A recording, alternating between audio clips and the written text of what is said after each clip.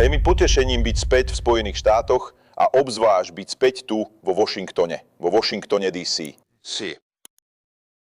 A áno, som obdivovateľom 40. prezidenta Spojených štátov Ronalda Reagana.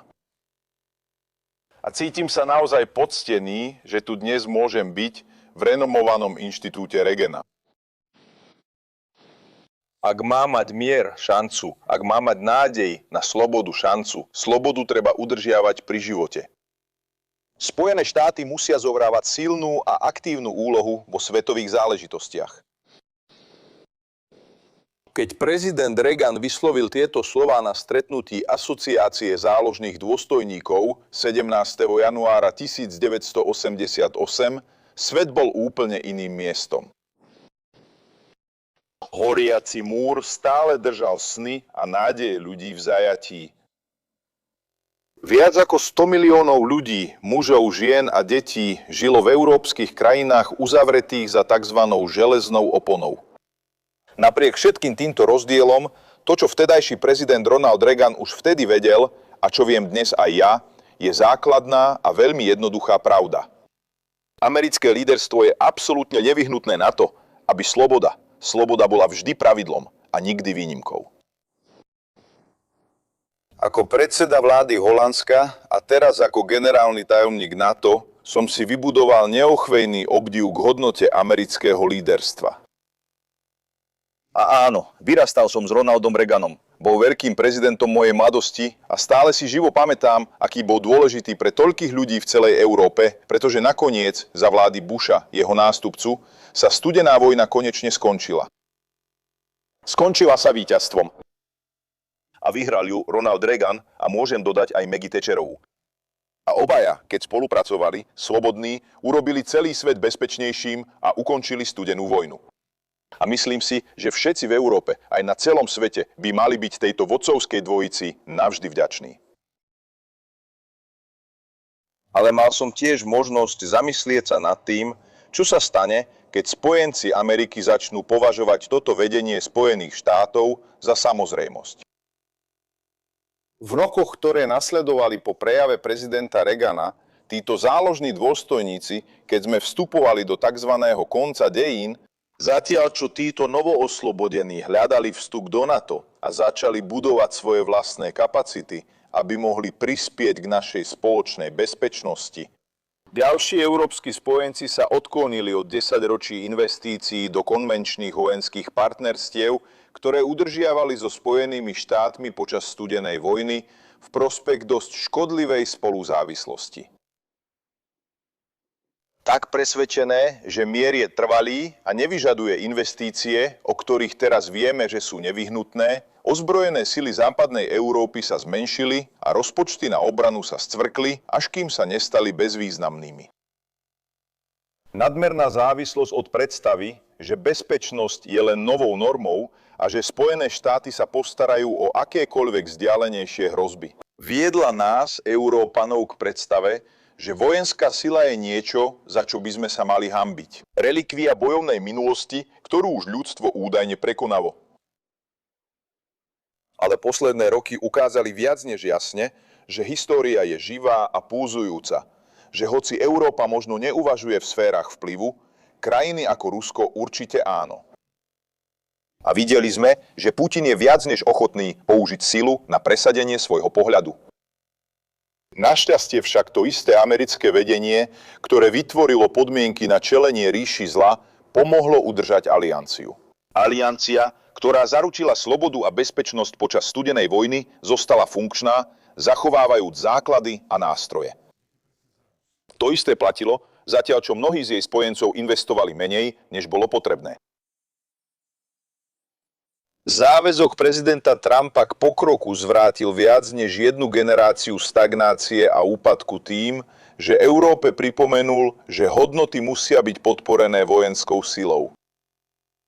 Vojenská sila, ktorú neposkytujú len Spojené štáty, ale aj spoločné úsilie krajín, ktoré sú súčasťou najkrajšej a najúspešnejšej vojenskej aliancie, aká bola kedy vytvorená.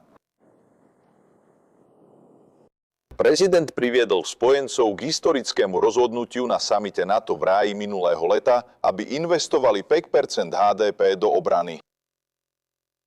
A to určite pomôže zabezpečiť, že budúca NATO nebude len alianciou, v ktorej sa spojenci nadmerne spoliehajú na Spojené štáty, ale aj alianciou, v ktorej Spojené štáty budú s istotou vedieť, že majú skutočne schopných, pripravených, ochotných a plne spôsobilých partnerov na obranu našej slobody a našej bezpečnosti. Tieto investície už vytvárajú základné predpoklady pre silnejšiu Európu a silnejšiu NATO. Pre skutočné partnerstvo. A pre trvalú bezpečnosť, ktorú si naša sloboda zaslúži. Tieto investície sú kľúčové. A spojenci konajú rýchlo, aby zabezpečili rozpočty, posilnili svoje ozbrojené sily a rozvíjali schopnosti, o ktorých vieme, že ich potrebujeme.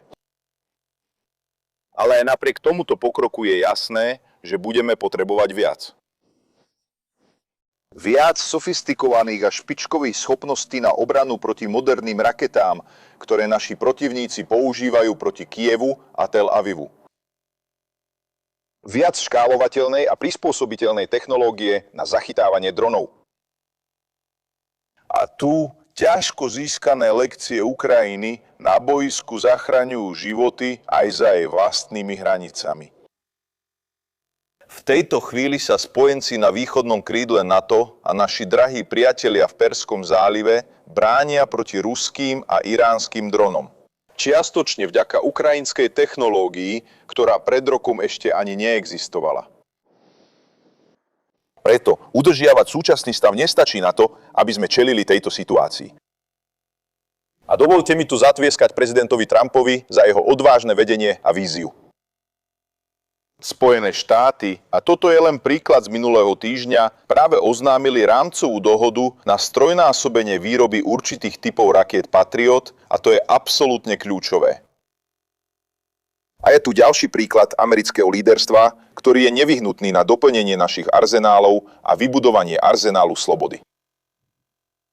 Keď sa pozerám na summit v Ankare, som presvedčený, že NATO ako celok a jednotliví spojenci budú konať podobne. Aby sme odstránili prekážky a uvoľnili potenciál obranného priemyslu na oboch stranách Atlantiku. Preto peniaze prúdia. Priemysel a vláda budú spolupracovať, aby zabezpečili, že peniaze sa premenia na schopnosti, ktoré potrebujeme. Prečo teda všetci v tejto miestnosti cítia úzol v žalúdku, pokiaľ ide o budúcnosť transatlantickej aliancie? Prečo keď zapneme televíziu alebo prechádzame správy na mobile, vidíme narýchlo napísané návrhy nekrológu NATO? Dovoľte mi to povedať jasne. Táto aliancia neignoruje nebezpečenstvo, ako by povedali v Spojených štátoch. Spojenci si uvedomujú, a ja si to uvedomujem tiež, že sa nachádzame v období hlbokých zmien v transatlantickej aliancii. Európa preberá väčší a spravodlivejší podiel na úlohe zabezpečenia svojej konvenčnej obrany. A z toho už nebude návratu. Ani by nemalo byť. Toto je posun od škodlivej spoluzávislosti k transatlantickej aliancii založenej na skutočnom partnerstve. Aby mali zvýšené investície a zlepšená výroba vplyv, musia byť sprevádzané zmenou myslenia. Táto zmena myslenia už prebieha v plnom rozsahu, ale tieto premeny sú často plne uznané až s odstupom času. A toto prechodné obdobie môže byť dosť citlivé a zložité. Poďme zvážiť najnovšie udalosti. Keď prišiel čas poskytnúť logistickú podporu a iné druhy podpory, ktoré Spojené štáty potrebovali v Iráne, niektorí spojenci boli, mierne povedané, trochu pomalí. Aby sme boli spravodliví, aj oni boli trochu prekvapení. Aby si zachoval moment prekvapenia pri počiatočných útokoch, prezident Trump sa rozhodol neinformovať spojencov vopred a ja tomu rozumiem. Ale keď sa dnes pozriem na Európu, vidím spojencov, ktorí poskytujú obrovskú podporu, základne, logistiku a ďalšie opatrenia na zabezpečenie toho, aby mohutná armáda USA dokázala zabrániť Iránu získať jadrovú zbraň a oslabiť jeho schopnosť vyvážať chaos. Takmer bez výnimky robia spojenci všetko, o čo Spojené štáty žiadajú. Pozorne počúvali a teraz reagujú na žiadosť, ktorú predniesol prezident Trump. Spojené kráľovstvo konkrétne vedie širokú koalíciu spojeneckých krajín, ktoré zosúľaďujú a koordinujú vojenské, politické a ekonomické nástroje potrebné na efektívne zabezpečenie voľného prechodu lodí cez Hormuzský prieliv.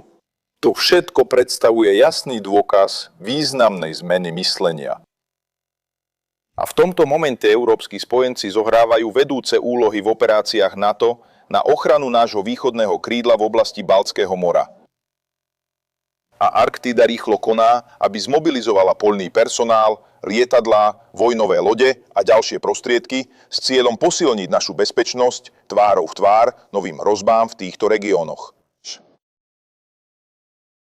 Keď MiG-30 a ruské lietadlá narušili vzdušný priestor Estónska minulú jeseň, boli to európske lietadlá na čele s Talianmi, podporovaní Fínmi a Švédmi, ktorí ich prinútili ustúpiť. A roj ruských dronov sa približne v tom istom čase bezhlavo potuloval po Poľsku. Som hrdý na to, že to bol holandský F-35, ktorý vystrelil a odstránil hrozbu. Podľa môjho názoru má minister Rubio absolútne pravdu, keď hovorí, že aliancia nemôže byť jednosmerka. Nebola to jednosmerná aliancia, keď európski vojaci a kanadské jednotky bojovali a obetovali sa bok po boku v Afganistane.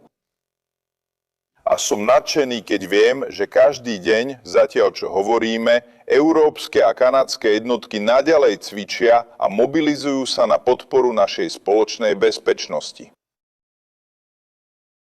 Som presvedčený, že silnejšia Európa a silnejšie NATO nebudú brať vedenie Spojených štátov ako samozrejmosť.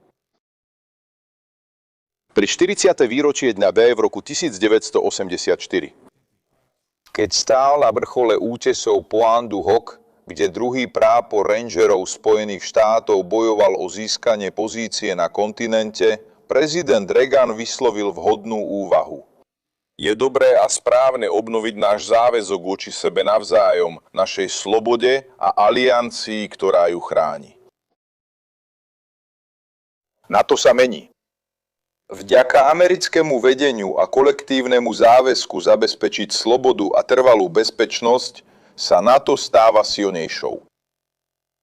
Vďaka zmene myslenia, ktorá prebieha, vidím na transatlantickom horizonte vychádzať skutočné partnerstvo.